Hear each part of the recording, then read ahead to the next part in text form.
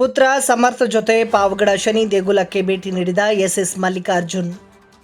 ಶ್ರಾವಣ ಮಾಸದ 2ನೇ ಶನಿವಾರದ ಅಂಗವಾಗಿ ದಾವಣಗೆರೆಯ ಶಾಮನೂರು ಕುಟುಂಬದವರು ಪಾವಗಡದ ಇತಿಹಾಸ ಪ್ರಸಿದ್ಧ ಶ್ರೀ ಶನಿ ಮಹಾತ್ಮ ದೇವಸ್ಥಾನಕ್ಕೆ ಭೇಟಿ ನೀಡಿ ವಿಶೇಷ ಪೂಜೆ ಸಲ್ಲಿಸಿದರು. ತೋಟಗಾರಿಕೆ, ಗಣಿ ಮತ್ತು ಭೂವಿಜ್ಞಾನ ಇಲಾಖೆಯ ಸಚಿವ ಎಸ್ ಮಲ್ಲಿಕಾರ್ಜುನ್ ಅವರು ನೂತನವಾಗಿ ದಾವಣಗೆರೆ ದಕ್ಷಿಣ ಕ್ಷೇತ್ರದ ಶಾಸಕರಾಗಿ ಆಯ್ಕೆಯಾಗಿರುವ ಪುತ್ರ ಸಮರ್ಥ ಶಾಮನೂರು ಅವರೊಂದಿಗೆ ದೇವಸ್ಥಾನಕ್ಕೆ ಆಗಮಿಸಿ ಶನಿ ಮಹಾತ್ಮ ಸ್ವಾಮಿಗೆ ನವಗ್ರಹ ಪೂಜೆ ಹಾಗೂ ತೈಲಾಭಿಷೇಕ ನೆರವೇರಿಸಿದರು.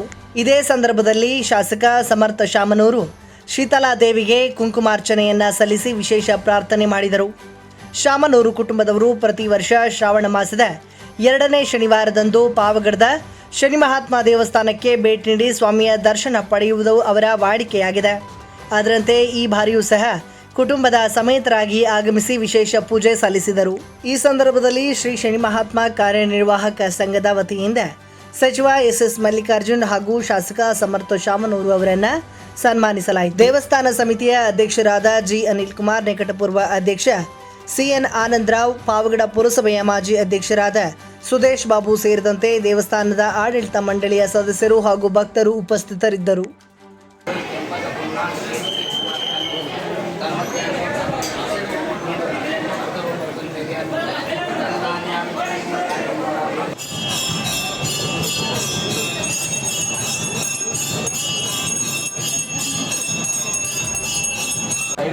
ಸರ್ ಆನಂದರಾವ್ ಸರ್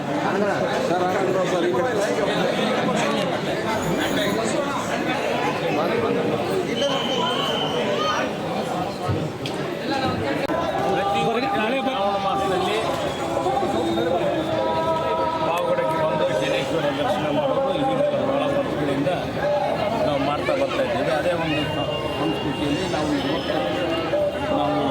ಶನೇಶ್ವರ ದರ್ಶನವನ್ನು ಶ್ರಾವಣ ಶನಿವಾರ ದಿವಸ ಮಾಡಿ ದೇವರಲ್ಲಿ ಒಳ್ಳೆ ಮಳೆ ಬೆಳೆ ಆಗಲಿ.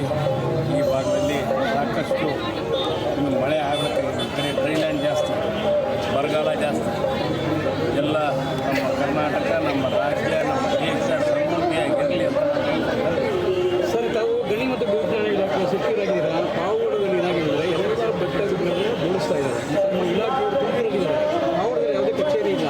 ಈಗ ರೈಲ್ವೆ ಕಾಮಗಾರಿಗೆ ಯಾವುದೇ ಅನುಮತಿ ಇಲ್ಲದೆ ಎಲ್ಲ ಬೆಟ್ಟಗುಡ್ಡಗಳನ್ನು ಬೋರ್ಡ್ ಮಾಡ್ತಾ ಇದ್ದಾರೆ. ಇದರ ಬಗ್ಗೆ ತಾವು ಅಧಿಕಾರಿಗಳಿಗೆ ಗಮನ ತರಬೇಕು. ಬೆಟ್ಟಗುಡ್ಡಗಳ ಪರಿಸರವನ್ನು ಉಳಿಸಬೇಕು. ಸರ್, ಮೊದಲನೇ ಬಾರಿಗೆ ಮಗನ ಜೊತೆ ಬಂದಿದ್ದೀರಾ, ಹೇಗೆ ಅನಿಸ್ತಿದೆ? ಮೊದಲನೇ ಸಲ ಸರ್, ಅಲ್ಲ, ಶಾಸಕರಾದ ಮೇಲೆ ಅದೇ ಭಾಳ ಪ್ರತಿ ವರ್ಷನೂ ಬರ್ತಿದ್ದ. ಈ ವರ್ಷ MLA ಆಗ್ಯಾನ ಅಷ್ಟೇ.